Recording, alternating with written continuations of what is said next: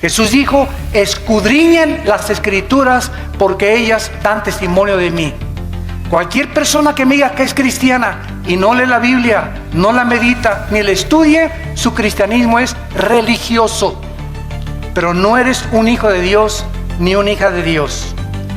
La iglesia cristiana tuvo sus raíces en el judaísmo. El Señor Jesucristo fue judío. Los primeros apóstoles fueron judíos. Las primeras iglesias fueron judías. Así como también en el Antiguo Pacto, lo que usaron los apóstoles, los que escribieron el Nuevo Testamento, todos ellos fueron instruidos en el Antiguo Testamento o en la Torá. Así que tenemos que las raíces del cristianismo se encuentran en el judaísmo. En Hechos capítulo 2 encontramos el primer retrato en la Biblia de lo que es una iglesia cristiana, actitudes que debemos de mantener nosotros también y conservar. Dice Hechos 2:42: y perseveraban en la doctrina de los apóstoles.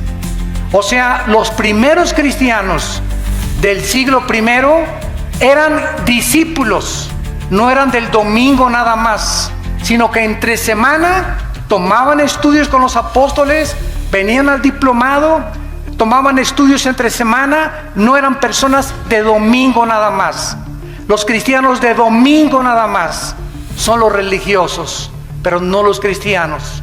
Los cristianos no se conforman con una palabra de Dios el domingo, anhelan, aman, tienen un hambre por la verdad, tienen una pasión que Dios ha encendido en sus corazones como un fuego inextinguible por conocer a Dios. Y si tú no tienes ese fuego que arde dentro de tu vida por conocer a Dios y conocer la verdad, estás muy lejos de llamarte cristiano. Dice la Biblia a continuación que también en la comunión unos con otros, se juntaban unos con otros, comían unos con otros, cenaban unos con otros. Si tú eres cristiano, tus mejores amigos son cristianos. Si tú eres cristiano y tus mejores amigos no son cristianos, no eres cristiano.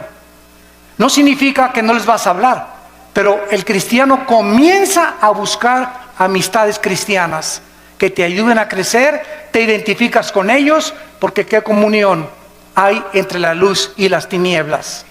Entonces es imposible, ¿verdad?, que una persona que no camine con Cristo pueda identificarse con una persona que camina con Cristo, porque son intereses totalmente diferentes. Dice la Biblia, en el partimiento del pan, o sea, en la Santa Cena y en las oraciones. Estas características eran importantes porque después de que se formó la iglesia, vino la persecución. El mundo dio a Cristo, el mundo crucificó a Cristo, el mundo también tendría que perseguir a los que siguieran a Cristo. Y no ha cambiado las cosas desde hace 20 siglos. Dice la Biblia en el capítulo 7 de los Hechos, versículo 54 al 60. Oyendo estas cosas, se enfurecían en sus corazones y crujían los dientes contra él. Pero Esteban, lleno del Espíritu Santo, puesto los ojos en el cielo, vio la gloria de Dios y a Jesús que estaba a la diestra de Dios, y dijo: he aquí veo los cielos abiertos y al Hijo del Hombre que está a la diestra de Dios. Entonces ellos, o sea, los religiosos, dando grandes voces, se taparon los oídos y arremetieron con él. Versículo 59, y apedreaban a Esteban mientras él invocaba y decía: Señor Jesús, recibe mi espíritu. Y puesto de rodillas clamó a voz: no les tomes en cuenta este pecado, Señor. Y habiendo dicho esto, durmió. Porque de acuerdo a la Biblia, los cristianos no morimos en el sentido de que nuestra existencia cesa. Cuando un cristiano se muere, pasa a otra dimensión. Pasamos a otro plano de descanso eterno de nuestra alma. No dejamos de existir porque somos eternos, porque tenemos al Espíritu de Dios viviendo dentro de nuestra vida.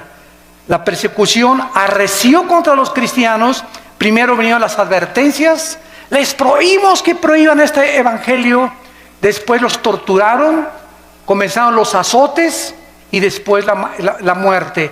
El primer mártir, lo acabamos de leer, se llamó Esteban.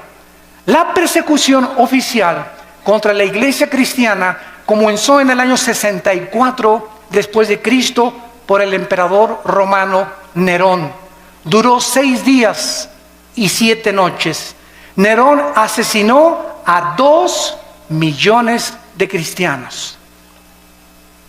Ellos fueron quemados en los parques públicos, los echaban a perros rabiosos, los metían a un coliseo donde abrían la puerta a los leones, a los tigres, a las hienas, a perros rabiosos, para que ahí se los comieran y los deshicieran. Y desde ahí en el Coliseo romano los cristianos, cuando Nerón estaba desde su trono mirando todo, les gritaba: ¿por qué ustedes no me reconocen que yo soy Dios? Y decían los cristianos: solo hay un Dios, el Dios y Padre de nuestro Señor Jesucristo. Y los cristianos del siglo I veían cómo venía el león y le arrancaba a su hijo de 5 años la cabeza enfrente de ellos. ¿Qué harías tú? Y venía el tigre y despedazaba a tu esposa. Y después venían contra ti las fieras. ¿Saben una cosa? Estaban tan llenos del Espíritu Santo que ellos sabían: ok, llega y le arranca el león la cabeza a mi hijo. ¿Cuánto va a sufrir mi hijo? 30 segundos máximo. ¿Cuánto sufrimos cuando llega el león y nos clava aquí sus dientes en la yugular y comenzamos a desangrarnos? 45 segundos. Pero después de 30 a 45 segundos, Cristo estaría esperándolos en la gloria.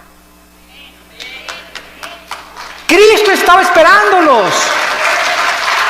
La resurrección de Cristo, el hecho de que supieran que Cristo había resucitado de los muertos, fue lo que les impulsó y lo que les llenó de ánimo y de valor para enfrentarse a la muerte. Y dice en Apocalipsis 12 que le hemos vencido porque menospreciamos nuestras vidas hasta la muerte. Para el cristiano el morir es Cristo y el morir es ganancia. Podemos vivir para Cristo, pero cuando morimos, ¿qué es lo máximo que nos puede pasar? Nos está esperando la gloria por causa de que hemos sido fieles a Dios. Pero los cristianos del siglo XXI, ya no voy a la iglesia porque doña Chencha me hizo caras y me hizo fuchi. Ya no voy a la iglesia porque esta no tiene aire acondicionado. Ya no voy a la iglesia. Los cristianos del siglo XXI parece que fueron hechos de mermelada McCormick. Duermen en camas de seda, carros con aire acondicionado, casas con calefacción. Y ahora, como lo vamos a ver más adelante, ahora hasta los predicadores del siglo XX piden ya hospedarse en hoteles 5 estrellas, a que los reciba una limusina en el aeropuerto y que les den $500 la noche. Y los cristianos del siglo I, el ejemplo que nos dejaron Pablo en caballo, en azotes, en persecuciones, en trampas. Vean la Biblia, estos eran los cristianos que marcaron y pavimentaron el camino para la iglesia que somos nosotros. Pero nos hemos tan mal acostumbrado, estamos tan consentidos los cristianos del siglo XXI que ya se nos ha olvidado que no solamente fuimos llamados a creer en Cristo, sino que fuimos llamados a sufrir por Cristo también. Dice la Biblia que después de la persecución fueron esparcidos por todos lados y el evangelio comenzó a expandirse a Europa, a África del Norte y al Medio Oriente. Después se murieron los apóstoles y surgieron los padres de la iglesia, que se llamó los padres apostólicos en el siglo II y III después de Cristo. Se caracterizaron por comenzar a ser discípulos. Los apologistas defendieron la fe, los polemistas defendieron las herejías y los teólogos estudiaban la teología para acabar con las herejías que estaban entrando al cristianismo. Ahorita en el cristianismo, en el siglo XXI, yo que estoy viajando por todo el mundo ahora, me doy cuenta la condición tan patética, tan lastimera y tan triste en la que viven la mayoría de los cristianos. Se comen todo, lo creen todo. Hemos llegado a abandonar la Biblia. Si un predicador es famoso, le creen, pero ya no estudian la Biblia y ya no hay defensores de la fe ni personas que tengan el celo de Dios de poder defender la palabra con su propia vida. Vino entonces después la famosa conversión en el año 337 después de Cristo de un emperador que se llamó Constantino. Escuchen, pasaron 3 siglos y no había papas. Pasaron 350 años sin tal cosa como que Pedro fue el primer papa. Si Pedro fue el primer papa, por favor, Virgen de los Remedios, ¿quién fue el segundo papa? ¿Quién fue el tercer papa? Pasaron 350 años sin que hubiera tal papado. El emperador Constantino nombró al obispo de Alejandría y de Constantinopla pontífice. La palabra pontifex en el latín significa constructor de puentes, porque el pontífice comenzó a enseñar que él era el puente entre Dios y los hombres, no Jesucristo, sino ese hombre a quien el emperador romano lo nombró. Y después lo nombró vicario de Cristo, vicarius Dei Filii en latín, que significa representante de Cristo en la tierra. Bueno, el emperador romano Constantino iba el 27 de octubre del año 330 más o menos a Milvain en una batalla, y en el cielo vio una cruz. Él dice que vio una cruz que le dijo: signos vincitoris crucifix, bajo este signo vencerás. Constantino cesa la persecución del Imperio Romano contra los cristianos, ya no los persiguen a los cristianos, y él absorbe el cristianismo constantino como la religión oficial del Imperio Romano. Y desde Constantino a nuestros días, los cristianos son por herencia y por tradición, y no porque han nacido de nuevo.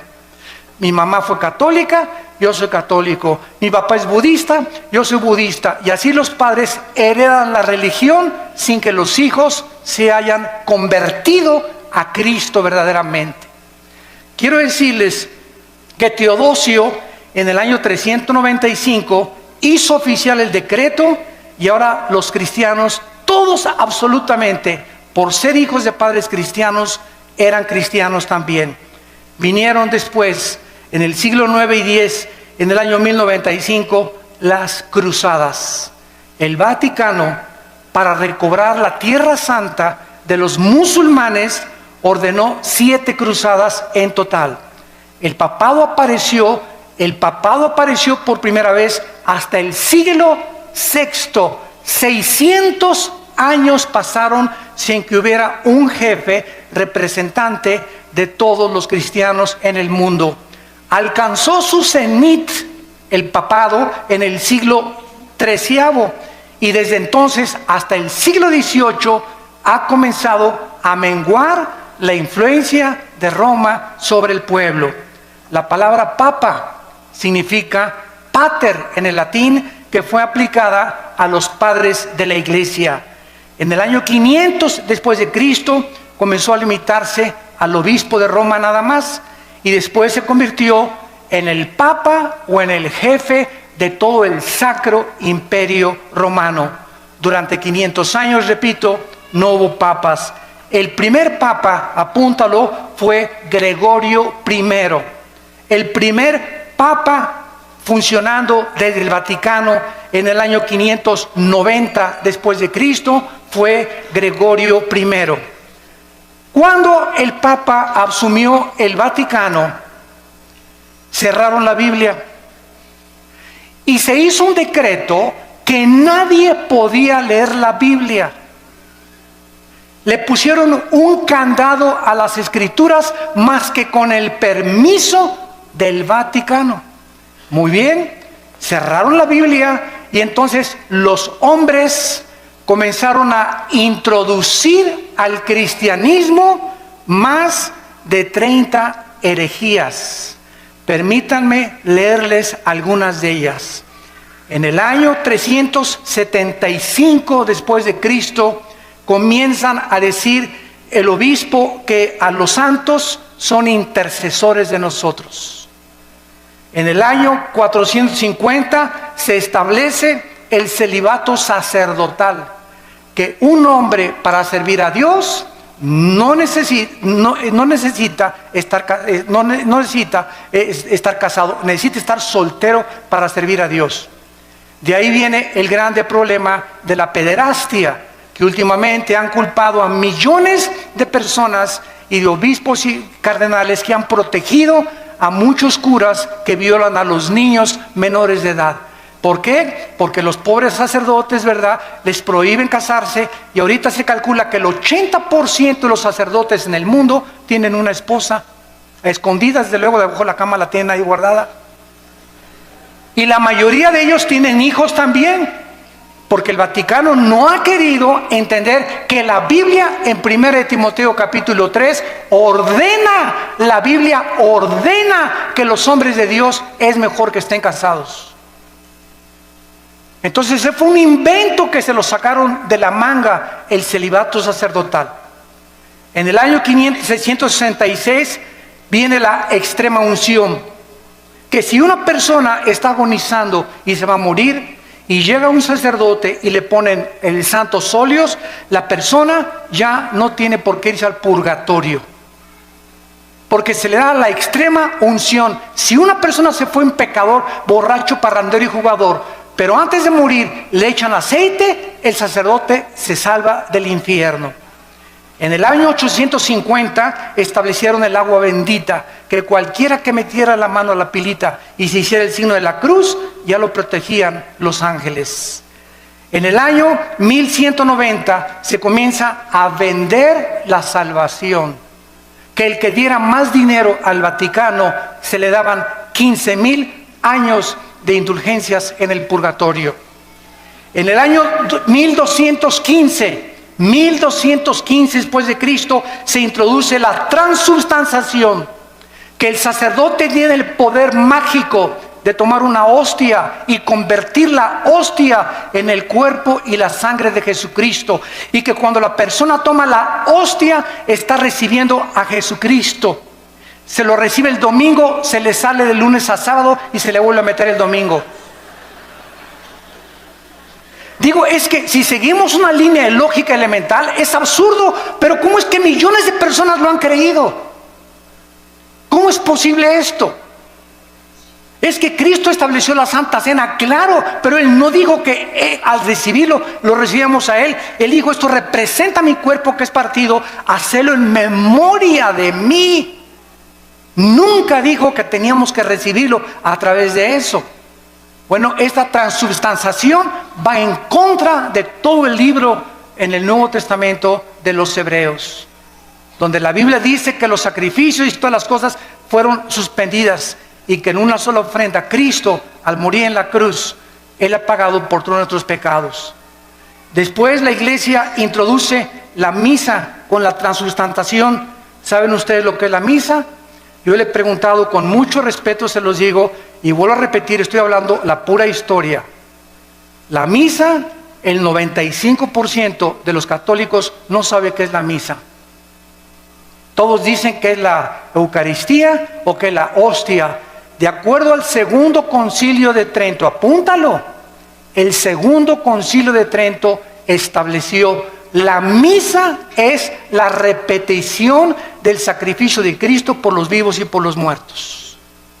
Cuando el padre entra al altar, levanta la hostia, y yo me acuerdo cuando yo fui acólito, me acuerdo todavía del latín, el padre dice: me introduzco al altare Dei adeum qualifica juventudes meam, quera mis pea, quera mi dea, quera mi repulistis. Me introduzco al altar de Dios a ofrecer el sacrificio por los vivos y los muertos. En otras palabras, lo que Cristo hizo en la cruz, se lo brincan. Y están matando a Cristo, volviendo a repetir el sacrificio de Cristo por los vivos y por los muertos. Esto es lo que es la misa. Por eso a los cristianos se nos prohíbe en Efesios 5, en 2 Corintios capítulo 6, que no hay comunión entre la luz y las tinieblas. No podemos los cristianos participar de un rito donde están ofendiendo lo que hizo Cristo en la cruz del Calvario.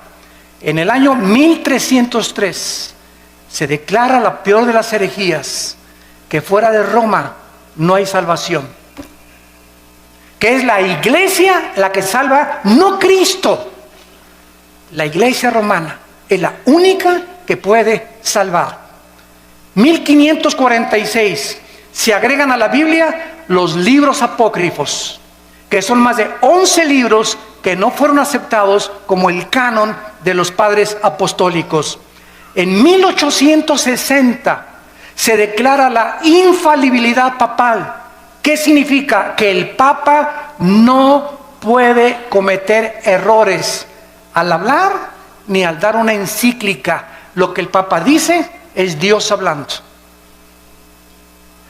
En 1860 se decretó que la misa, fíjense ustedes, que el Papa es infalible, que no puede equivocarse.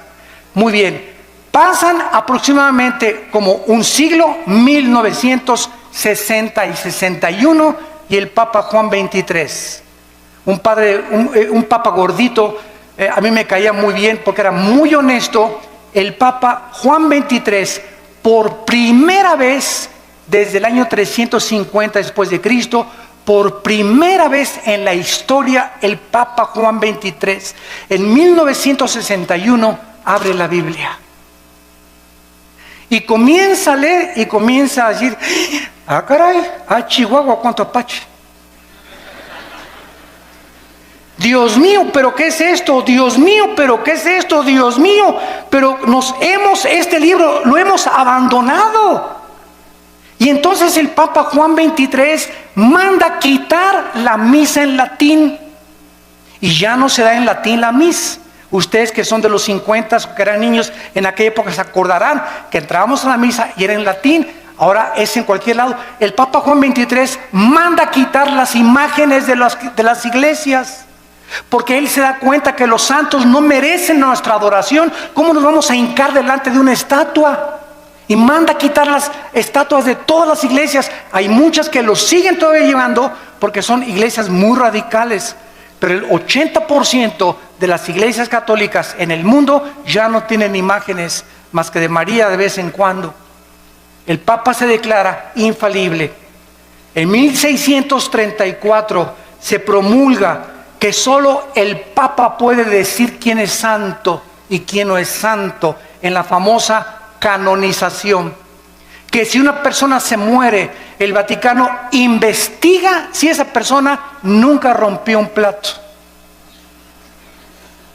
o si esa persona hizo un milagro, para que se le pueda decir que es santo. Si tú lees el Nuevo Testamento, y les digo a todos mis hermanos católicos en el mundo que nos escuchan, que son verdaderamente cristianos, todas las epístolas a los Corintios, a los Efesios, a Filipenses, a Colosenses, a Tesalonicenses, comienza Pablo: a los santos de Corinto, a los santos de Filipo, a los santos de Efeso. La Biblia nos declara santos en vida, no después de muertos. ¿Por qué? Porque la palabra santo no significa que seamos buenos. La palabra agios en el griego, que se tradujo santo, significa apartados para el servicio de Dios.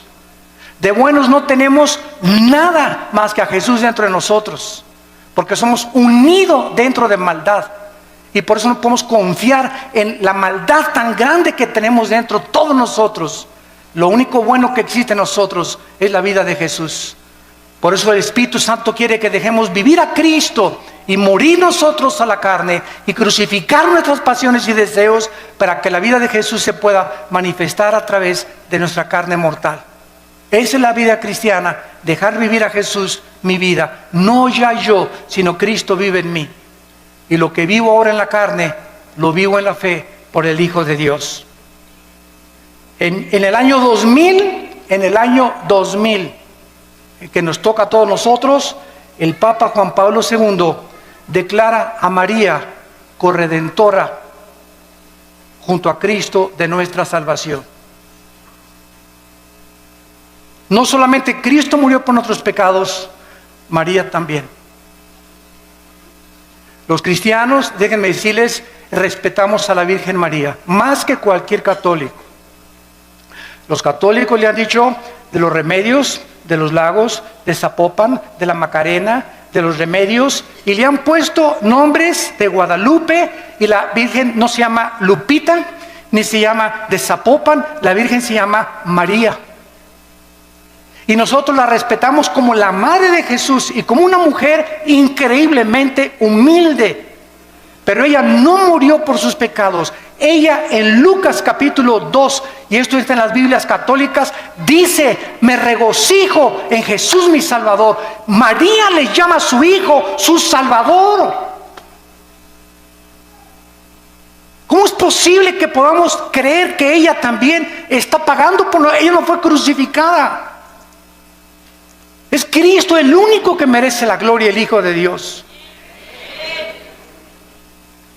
Ante estas barbaridades y estas herejías, que la mayor parte de las personas están ciegas, solamente cuando se nos caen las vendas y leemos la Biblia, nos damos cuenta que tenemos que escoger a quién le hacemos caso, a la Biblia o a los hombres, a los que nos enseñaron estas barbaridades sin tener apoyo en la Biblia, o le hacemos caso a la palabra de Dios.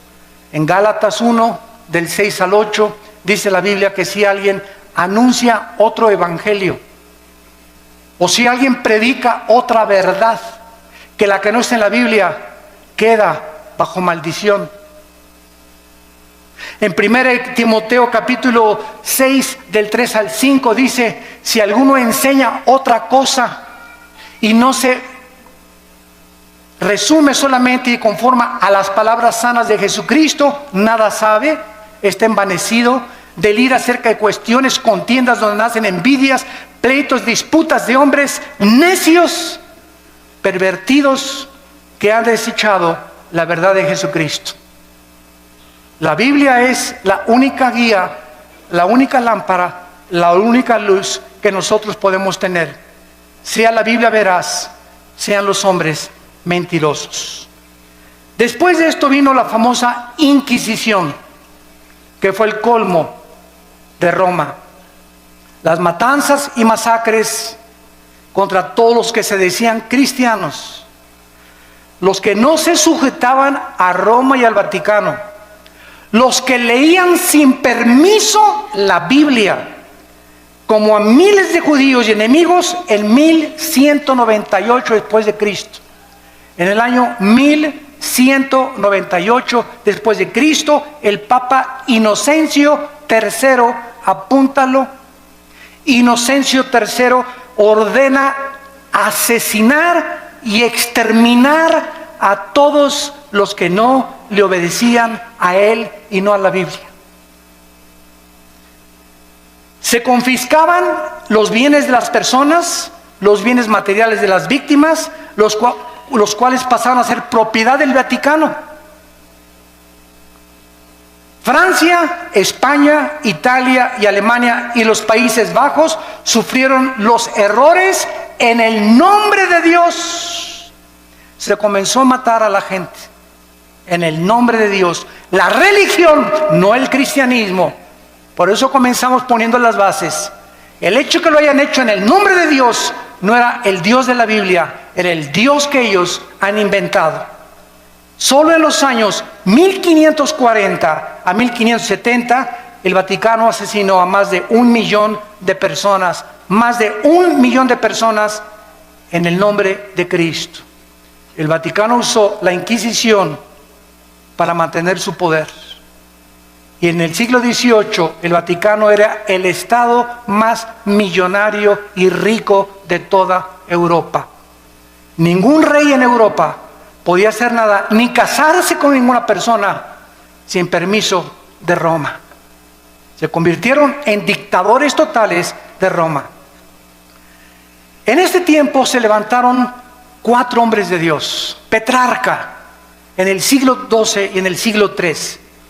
Caudillo del Renacimiento italiano. Petrarca se paró enfrente del Vaticano y les gritó: cueva de ladrones, cueva del infierno. Lo crucificaron.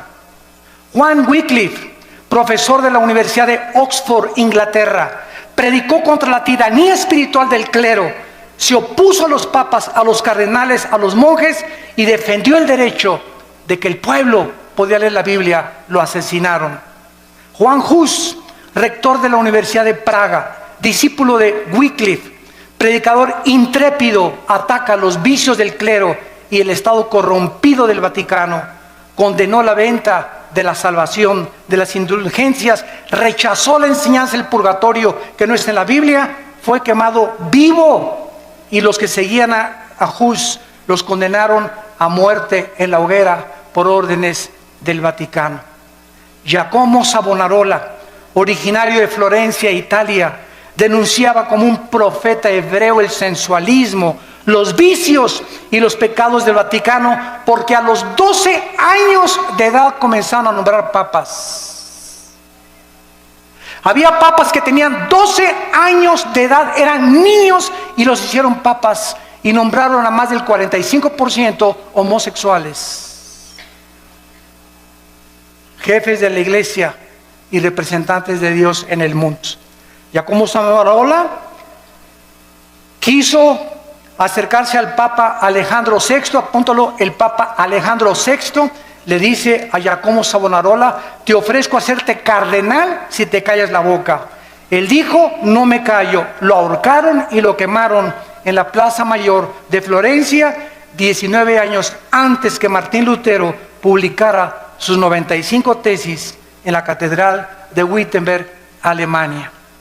Y así llegamos al año 1546-50, cuando un monje llamado Martín Lutero vivía en Alemania y quería ser monje, un hombre sincero. Y pasó por Alemania un hombre llamado Juan Tetzel. Y Lutero oyó desde el convento donde él estaba recluido que este hombre que envió el Vaticano traía una caja, y pasó por todas las calles de Berlín y por todas las calles de Alemania anunciando: en el momento que ustedes pongan un chelín en la bolsa que traigo aquí en esta cajita, el Vaticano les va a quitar 5,000 años de purgatorio. Cuando Lutero oyó que el Vaticano estaba vendiendo la salvación, se horrorizó. Y entonces, de alguna manera, una Biblia llegó a sus manos y leyó en Romanos 1:17: el justo por la fe vivirá. No por las obras ni por lo que demos a la iglesia, sino por lo que Cristo hizo en la cruz. Entonces, él se levantó totalmente del monasterio, se salió y fue a la catedral de Wittenberg y escribió Lutero las 95 tesis que decían: esto dice la Biblia, esto dice el Vaticano. Lo clavó en la catedral de Wittenberg en Alemania, pues se armó la revolución.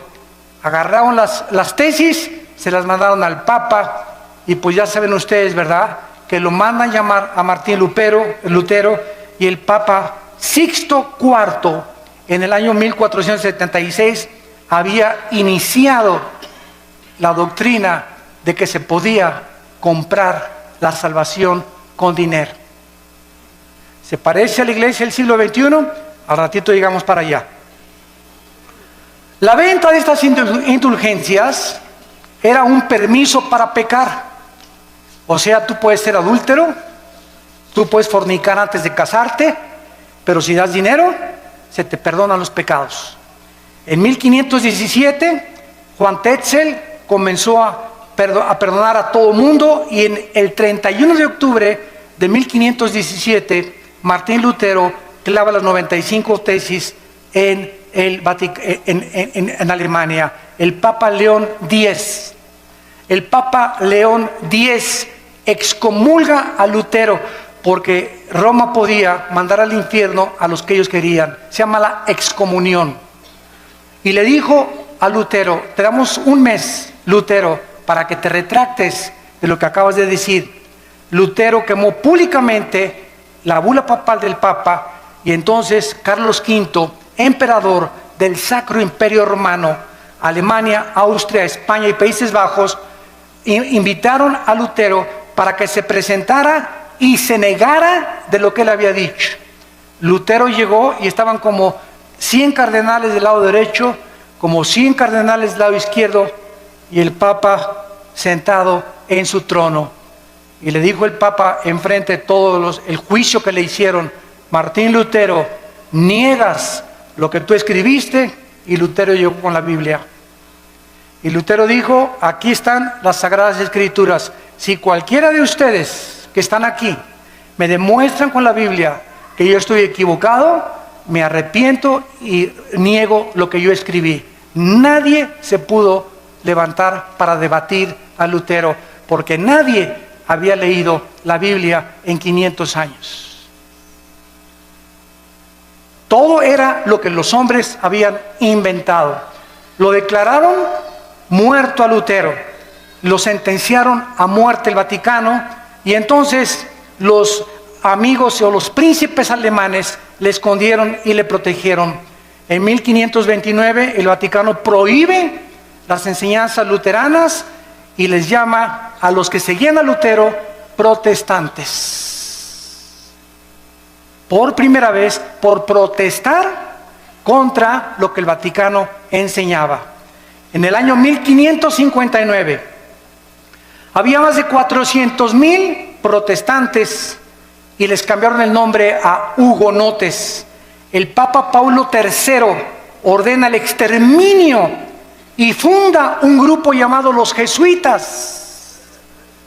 Los jesuitas, dirigidos por un hombre soldado llamado capitán del ejército Ignacio de Loyola, para que él tuviera la autoridad del Vaticano con el ejército de los jesuitas de matar a todos los que leyeran la Biblia. Ir de casa en casa, y el que tuviera una Biblia, los jesuitas lo asesinaban y le quitaban la vida. Catalina de Médicis, madre del rey, ordenó matar el 24 de agosto de 1572 a más de 700,000 cristianos en un solo día. En memoria de la matanza, mandó el Vaticano a acuñar una moneda que se llamó la moneda de Médicis, para celebrar que habían matado a 700,000 cristianos. Bueno, en 1607 viene toda la persecución en Europa. ¿Y qué hacen los cristianos en Europa? Se van a Inglaterra, huyendo del Vaticano, y agarran barcos, y entonces los cristianos comienzan a navegar y llegan a Estados Unidos. En el año 1607 llegaron los puritanos al estado de Virginia. En 1639 llegaron los bautistas al estado de Virginia, en Rhode Island, bajo el liderazgo de Roger Williams. En 1681 llegaron los cuáqueros al estado de Pensilvania. Y todos estos grupos que llegaron a Estados Unidos llegaron a América con la Biblia. Todos venían con la Biblia. ¿Se acuerdan la televisión, la serie que había que se llamaba Los Pioneros? Estados Unidos es la primera nación en el mundo, en la historia, la primera nación fundada en este libro. La Constitución la hicieron basada en la Biblia. A las monedas les pusieron "In God we trust", en Dios confiamos, y todo comenzó a crecer con la palabra de Dios. Después vinieron las misiones y tenemos las vidas como David Livingstone, Hudson Taylor, que se fueron a la China, evangelizaron a los chinos, a Guillermo Cary a la India, Morrison, Moffat, todos estos hombres que dejaron el confort de sus vidas y se fueron a predicar el evangelio al mundo entero. Y entonces llegamos al siglo XIX, o el siglo finales del siglo XIX, principio del siglo XX, cuando comienza la apostasía de las iglesias protestantes o cristianas, como les llamamos ahora, evangélicas. A mediados del siglo XIX, escúcheme con cuidado, todas las principales universidades norteamericanas, escuchen, Harvard, Princeton y Yale, fueron fundadas por pastores. Las más grandes universidades del mundo ahorita, Princeton, Yale y Harvard, fueron fundadas por pastores con principios de la Biblia. Pero ¿qué sucedió? Que comenzaron a mandar a los estudiantes a Europa. Y en Europa en el siglo XX comenzó el racionalismo francés y el ateísmo alemán, donde Jacques Rousseau y todos los grandes ateos del siglo XX comenzaron a atacar la Biblia, y los cristianos que venían de Europa, estudiantes que llegaron a enseñar en los seminarios teológicos norteamericanos, comenzaron a introducir todas las herejías del racionalismo filosófico europeo, y comenzó a leudarse poco a poco las iglesias protestantes o las iglesias evangélicas. Quiero nombrarles a ustedes las 8 verdades fundamentales del cristianismo, los 8 pilares sobre los cuales debe estar edificada una iglesia o una persona que es cristiana. Número 1, la inspiración de la Biblia como la única regla de fe y conducta. Solo la Biblia es nuestra regla de fe y conducta, no la Biblia más los sacramentos. La Biblia más la perla de gran precio, como los mormones. La Biblia más doctrinas y convenios de los mormones. La Biblia más las enseñanzas de la atalaya, como los testigos de Jehová. Todas las sectas se caracterizan por la Biblia más otra cosa. El cristiano es solo la Escritura, solo la Biblia, solo la fe. En segundo lugar, el nacimiento virginal de Cristo. Cristo nació virginalmente mediante una virgen llamada María. Número 3, la deidad de Cristo. Cristo tenía 2 naturalezas: la naturaleza humana, que fue la que murió en la cruz, y tenía la naturaleza divina. Jesús dijo: el que me ha visto a mí, ha visto al Padre. Número 4, la doctrina de la Trinidad. El Padre, el Hijo y el Espíritu Santo son la misma esencia, manifestado en 3 diferentes personas. Número 5, la resurrección de Jesucristo corporal. Los testigos de Jehová enseñan que resucitó en gases. Nosotros decimos, la Biblia dice que resucitó físicamente. Número 6, la salvación por gracia, sin las obras de la ley. Ahora hay una doctrina en el cristianismo que se llama que se puede perder la salvación. Cuando una persona me dice, ahora que estuvimos mi hermano y yo en un país de Sudamérica, teníamos ahí como 500 pastores, y todos me preguntaron: hermano Alducin, ¿se pierde la salvación?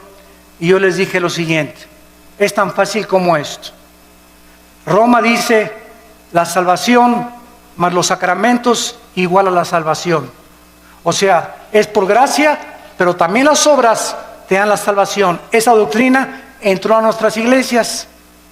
Y ahora los que dicen que se pierde la salvación, dicen esto: no, yo acepto que Cristo me salvó por gracia, pero me tengo que portar bien y ya no tengo que pecar para poder entrar al cielo. O sea, están agregándole méritos a la obra de Cristo. Hay 5 pasajes del Nuevo Testamento que implican o que parecen enseñar que se pierde la salvación. Como el Apocalipsis 3:5, el que no venciere será borrado del libro de la vida. A ver, hermano, aquí dice que será borrado el libro de la vida. Le digo, mira, léelo con cuidado, por eso tenemos que estudiar la Biblia. ¿Quiénes va a borrar del libro de la vida? Los que no son vencedores. Ah, pues sí, ¿verdad? ¿Y quiénes son los vencedores? 1 Juan 5, 4 y 5, los que somos hijos de Dios. Entonces, claro que los somos hijos de Dios, nunca van a ser borrados del libro de la vida. Ah, pues chino, chavieso. Y así comenzamos a ver que cada pasaje que usan para disque enseñar que se pierde la salvación, lo sacan fuera del contexto y hacen un pretexto de la palabra de Dios. Número 7, la redención es por la sangre de Cristo, no por la misa ni por ninguna otra cosa. Y número 8, necesitamos nacer de nuevo. El ser humano necesita ser regenerado para entrar al reino de Dios. Muy bien, y terminamos con lo que es la apostasía de la iglesia en el siglo XXI. Abróchense el cinturón. Ahora voy a hablar lo que está pasando en las iglesias cristianas.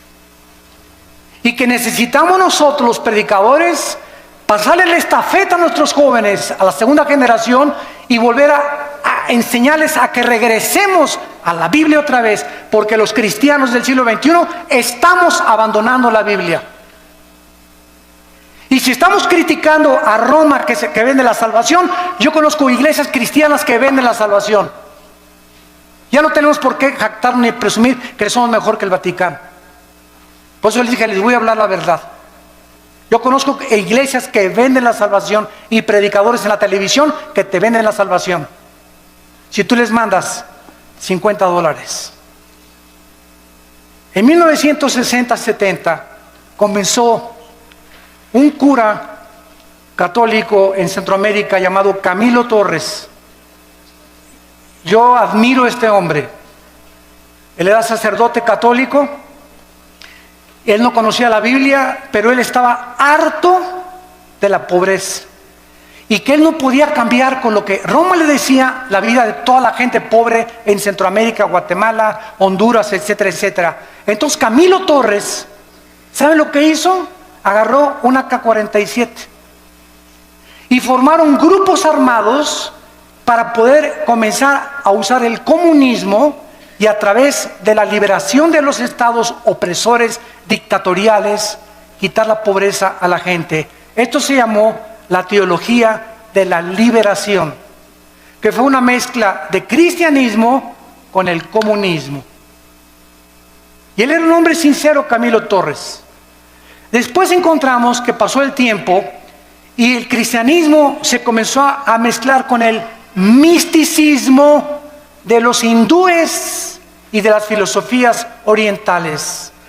Comenzamos a darles en los 70s y en los 80s del siglo pasado, a darle más experiencia y más validez a las experiencias místicas, y se comenzó a propagar la mentira.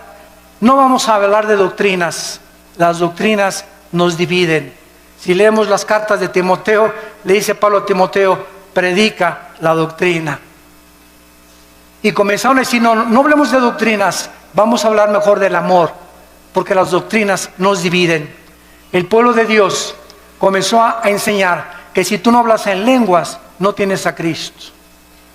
Que si no hablas en lenguas, no tienes el bautismo del Espíritu Santo. Esto es una herejía. Porque el don de lenguas, gracias a Dios por él, y no estamos en contra de este don. Gracias a Dios los que ustedes tienen ese don. Pero enseñar que si no lo tienes, no tienes al Espíritu Santo, es una herejía. Porque toda la historia de la iglesia, los más grandes hombres de Dios del siglo pasado y del siglo XXI, ninguno nunca ha hablado en lenguas. Entonces no eran cristianos de acuerdo a esta enseñanza. Se comenzó a propagar la risa santa. Y comenzó a decir que era de Dios. Risa santa le llamaron. Y se comenzaron a tirar al suelo, muertos de la risa. Y comenzaron a filmarlos todos los enemigos del evangelio. Y comenzaron ya en el suelo a ladrar como perros. Comenzaron a ladrar como animales. Después vino el vómito santo. Es santo. En la iglesia, enfrente de todos, que porque lo que salía era el bautismo del Señor. Después comenzaron a mandar por la televisión trapos ungidos. Quiero decirles que si me mandan $100, este trapito se ungió con aceite de Israel. A mí qué me importa que haya sido con aceite de Metepec. El aceite del Antiguo Testamento no era el santo, representaba la unción. No había nada del aceite que fuera santo, era el símbolo que él representaba nada más. Y ahora la gente, porque este es aceite de Jerusalén, ya tiene más validez que el aceite de olivo, que el aceite que hacen en cualquier otro lado. Y comenzaron a ungir trapos, pero el predicador era famoso. Y como yo soy famoso, te mando el trapito, mándame $50 y lo pones bajo tu almohada y se te quita el dolor de cabeza. O te va a proteger de los demonios. O si me mandas $100, alejaré las maldiciones de tu casa. O si haces un pacto conmigo, tu hijo se va a aliviar y tu esposo va a regresar que te abandonó. Todas estas son herejías, son blasfemias de la palabra de Dios,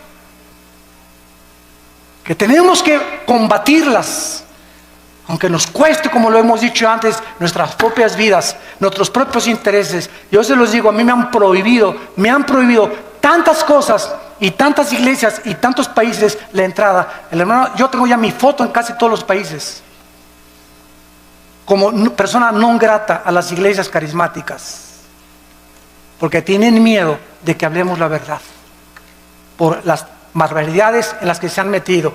También se ha comenzado a enseñar, aparte de las lenguas, la risa santa, el vómito santo, contorsiones, y comenzaron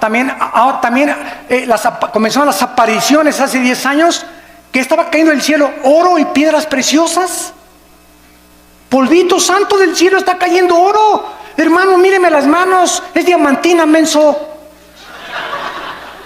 Alguien se juntó contra el ventilador y puso diamantina, burro. Me está cayendo oro del cielo. ¿Quién puede imaginarse que Dios le va a mandarnos oro del cielo? Dice Proverbios, busque la sabiduría más que las piedras preciosas. Increíble. Dios me parchó la muela y tengo ya un tapón de oro, hermano. A Dios te pone una muela nueva, menso.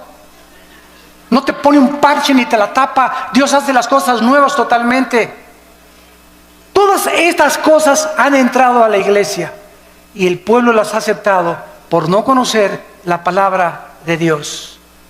Y luego también en las reuniones. Y voy a iglesias y yo les digo a mis pastores, denle un zap en la cabeza atrás de esa persona. Es que estoy bajo la influencia del Espíritu Santo. Espérame tantito, lee 1 Corintios 14. El espíritu del profeta está sujeto al profeta. Entonces, no hay tal cosa como que alguien pierde el control y comienza como alambre eléctrico así en la cabeza, ¿verdad? Que lo lleven al manicure. Que venga el psiquiátrico por él. Pero esa persona no tiene el Espíritu Santo y está solamente haciéndose ese panchote que está haciendo la iglesia para que la iglesia vea que el hermano tiene el Espíritu Santo. ¿Qué le interesa al Espíritu Santo que das como alambre eléctrico? En 1 Corintios 14 dice la Biblia, hermanos, dice Pablo, les suplico que en la iglesia no hablen en lenguas. Y si alguno quiere hablar en lenguas en la iglesia, que sea 1, 2 o 3 por turno, nunca todos al mismo tiempo. Y además que uno interprete, y si no hay intérprete, cállate y habla en chino mejor. Pero llegaban a las iglesias y todos, pero todos estaban llenos del Espíritu Santo. Hermanos, un cántico nuevo. Y comenzaron todos. ¿Cuál cántico nuevo? Ni que 8 cuartos. ¿Cuál cántico nuevo? El cántico nuevo en los salmos es algo que sale de Dios, inspirado con nuestra mente de por medio. Nunca caemos en el misticismo oriental que pierdo el contacto con la realidad y me tomo un espíritu y me comienzo a hacer así, o comienzo a dar cosas que eso no son cosas de la palabra de Dios. Todo este misticismo entró a la iglesia y hemos llegado a la brujería. He visto programas de televisión donde un pastor agarra un bote de agua y dice que lo convierte en la sangre de Cristo. Y voltea el guate de agua, ¿verdad? Y se voltea por atrás y le echa de esa cosa, ¿cómo se llama el polvo con el que hace ¿cómo? Kool-Aid. ¿Lo pueden creer? Otra señora en la televisión hace poco pasó y dijo, fórmense aquí los de $1,000 y aquí los de $500. Y agarró un billete y lo pegó aquí en el oído. El dinero habla. Ahora, aquí los de $1,000 y aquí los de 500, y se ve en el video, lo pueden ustedes ver, se ve en el video, pasa una señora con unas alhajitas, y esta predicadora es mujer, agarra las palajitas y le dice, no, esto no vale $100, vete. Cuando la Biblia dice, cada quien dé como propuso en su corazón, ¿cómo puede alguien atreverse a decir que es predicadora o que es profeta cuando ella tiene que decirles, si te das de 1,000 o te das de 500, que no sea menos de 500 ni menos de 1,000? Los de 1,000 aquí y los de 500 acá. Los de 1,000, denme su libro, porque van a ser mis discípulos preferidos. A eso está llegando la iglesia cristiana. Y todos están como mensos, creyéndose todo, comiéndose todo, y ya no hay discernimiento absolutamente de la palabra de Dios. Y ahora viene también la teología de la prosperidad. Virgen de la Macarena. Se enseña que Dios quiere que todos seamos ricos, que si tú mandas una ofrenda te vas a hacer rico o te vas a tener la prosperidad económica. Y claro que Dios quiere prosperarnos. Y claro que Dios quiere bendecirnos. Segunda de Juan, yo quiero que prospere tu vida y tu vida espiritual y tu vida social y tu vida económica. Pero nunca se predica el precio que hay que pagar para esta bendición de Dios. Y es la santidad. No es mandar para que Dios me dé. Comenzamos a vender y comenzamos a hacer negocio con Dios. Es como los famosos pactos, ¿verdad? Los pactos ya se acabaron. A Dios le haces promesas, los pactos los inicia Dios. Ya no hay ninguna cosa que un hombre haga pactos con Dios. Hacemos los pactos nosotros, ya estamos bajo el pacto de sangre y ese pacto es incondicional. Ya no hay ningún otro pacto que hacer más que obedecer las sagradas escrituras. Cobrar por predicar. Me hablan el otro día de un país de Sudamérica. Hermano Alducin, lo invitamos a una cruzada aquí. Sí, con mucho gusto voy a orar. ¿Cuántos van a ser sus honorarios? ¿Cuánto van a ser sus honorarios? Me preguntan muchos pastores que nos están oyendo por televisión también. ¿Cómo que cuántos son mis honorarios? Pues sí, hermano, es que los predicadores que hemos invitado nos cobran $500 la noche con traje oscuro, con traje azul. Si quieren que llore, $50 más. Da risa, ¿verdad? Pero es la verdad. Que los recojamos en limusín, de desayuno, queso, cottage con uvas nada más, con agua, una tal marca, que los transportemos en helicóptero, y el que trae avión, que le paguemos $10,000 para la gasolina del avión. O sea, el hermano viene nomás 3 días y le pagan la gasolina de un mes. Y les digo a los hermanos pastores, esos son mercenarios del Evangelio. Mercenarios del Evangelio, blasfemos del Evangelio. Dice 1 Corintios capítulo 9, versículo 16. 1 Corintios 9, 16. Si anuncio el Evangelio, dice Pablo, no tengo por qué gloriarme. Me es impuesta necesidad. Y ay de mí si no anunciar el Evangelio. Por lo cual, si lo hago de buena voluntad, recompensa tendré. Pero si de mala voluntad, la comisión me ha sido encomendada. ¿Cuál es mi galardón? Que predicando el Evangelio, presente gratuitamente el Evangelio de Cristo. ¿Qué me dicen los hermanos? Bueno, ¿qué nos pide entonces, hermano Alducin? Miren, pues págame el avión y un hotel, no importa si es una estrella. Ahora que fui a Guatemala estuve en un hotel, ¿verdad? De una estrella, creo que el ventilador casi me cae en la cabeza. Anduve 2 veces en burro y en caballo. No había ni en qué transportarme al estadio donde fue la cruzada de casi la mayoría de indígenas. Imagínense ustedes, somos mejores que Cristo y que Pablo nosotros. ¿Qué pastores pirruration ni qué nada? Exigir esas cosas, ¿cómo es posible? Que hemos llegado a ese grado. Nos hace llorar, nos hace hervir de enojo, con una ira santa contra la palabra de Dios. Lo que han hecho estos hombres y que están aceptándose como algo normal, porque lo peor de todo es que ya es algo normal. Se está aceptando igual ya, los músicos igual, $15,000 si quieren un concierto. Oiga, pues que nadie se pague la vez, pues junten dinero y que los mande su iglesia. Nunca el cantante o el predicador es un negocio, es un ministerio llamado por Dios. Yo les digo a los hermanos, páganme el avión y el hotel, si me quieren acostar en el suelo, una cama de piedra, una cama de piedra. ¿Por qué acepto la invitación? Porque oré y Dios me quiere mandar a ese país. Y sabe una cosa, si ustedes me quieren dar una ofrenda, dénmela. Y si no me quieren dar una ofrenda, no me la den, porque yo no voy por ustedes, yo dependo del Dios Altísimo que está en el cielo.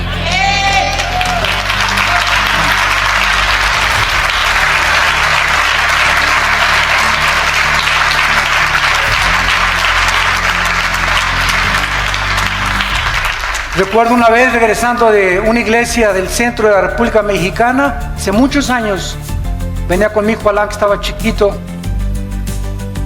Tuve 8 días predicando en una cruzada en una ciudad, me reservo el nombre, y también los hermanos no me dieron ni para la gasolina. Tenía una combi vieja en aquel tiempo. Cuando pasamos, Alan y yo tuvimos que empeñar los zapatos que traíamos y el reloj que traía para pagar la caseta y regresar a casa. No me dieron ni para la gasolina y los bendije. Y no guardé rencor contra ellos.